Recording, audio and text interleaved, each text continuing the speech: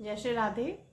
तो भक्तों, घर में एक से ज़्यादा लड्डू गोपाल की प्रतिमा होनी चाहिए या फिर नहीं, या फिर किसी के भी घर में लड्डू गोपाल की एक से ज़्यादा गोपाल जी की सेवा होनी चाहिए या फिर नहीं होना चाहिए।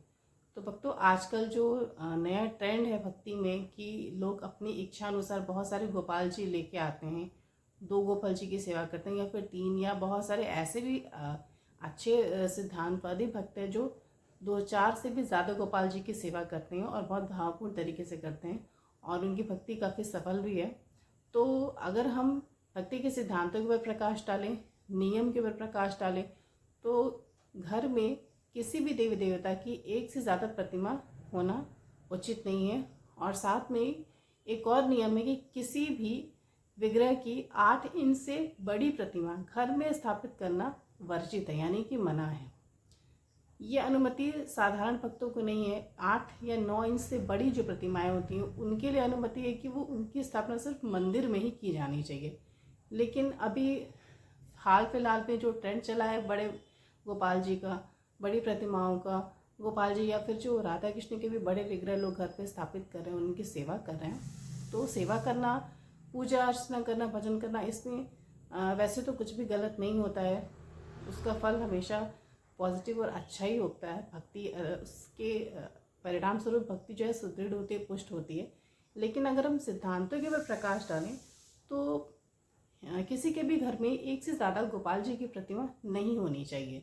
सिर्फ एक ही प्रतिमा होनी चाहिए जिसकी हमें हमेशा आजीवन पूजा अर्चना करनी चाहिए। वहीं पे एक नियम ये भी है कि अगर आपकी प्रतिमा, आपकी मूर्ति जो है, आपका जो विग्रह है गोपाल जी का या फिर राधा कृष्ण का, वो अगर टूट जाता है, खंडित हो जाता है, उसका कोई अंग निकल जाता है, जैसे उनकी आँख निकल जाती है या फिर उनका हाथ या पैर कोई खंडित होकर अलग हो जाता है, तो ऐसी प्रतिमा की पूजा भी हमें नहीं करनी चाहिए, उसकी पूजा अर्चना नहीं करनी चाहिए, क्योंकि ये भगवान का एक तरह से अपमान होता है।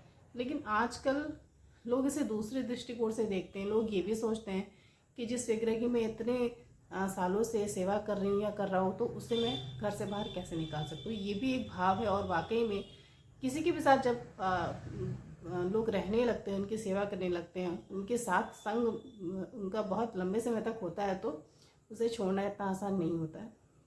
तो अगर आपने दूसरा विग्रह ले लिया है या फिर आप साथ में 2 विग्रह की सेवा कर रहे हैं या 3 या 4 विग्रह की सेवा कर रहे हैं, तो इसमें आपको अपने थोड़ा सा भाव को चेंज करना होगा। अगर आप 2 विग्रह की सेवा कर रहे हैं तो यहाँ पे आप भाव ला सकते हैं कि उसमें से एक श्री कृष्ण है और एक श्री बलराम जी हैं।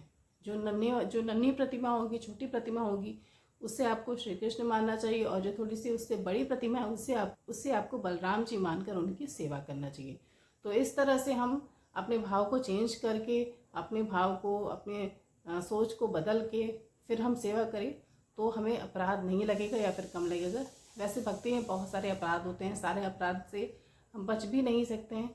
लेकिन अगर हम चाहते हैं कि इन अपराधों से बचना, हमसे कोई गलतियाँ ना हो भक्ति में, भजन में, तो उसका सबसे अच्छा तरीका ये है कि आप ज़्यादा से ज़्यादा नाम जप करिए।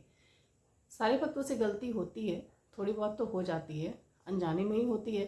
तो उसका निवारण ये है कि आप ज़्यादा से ज़्यादा नाम जप करिए, वो नाम जो आपके गुरु ने आपको दिया हो। अगर आपको कोई गुरु नहीं है, आपकी दीक्षा भी नहीं हुई है, तो जिस नाम में आपको रुचि हो, जिस नाम में आपको आसक्ति हो, भगवान का कोई भी नाम, राम कृष्ण या फिर राधा नाम या कृष्ण नाम या गोपाल नाम, जिस भी नाम में आपको रुचि हो, जिस नाम के भजन में आपको आनंद आता हो, उस नाम का आप भजन बढ़ा दीजिए। 2 माला 4 माला आप बढ़ाएंगे तो आपसे जो भी सेवा अपराध हो रहा होगा वो अपने आप खत्म हो जाएगा और आपकी भक्ति बहुत ज़्यादा बढ़ेगी, दिन पे दिन बढ़ेगी। तो वीडियो अगर अच्छा लगा हो तो उसे शेयर करके चैनल को सब्सक्राइब ज़रूर करिएगा। जय श्री राधे।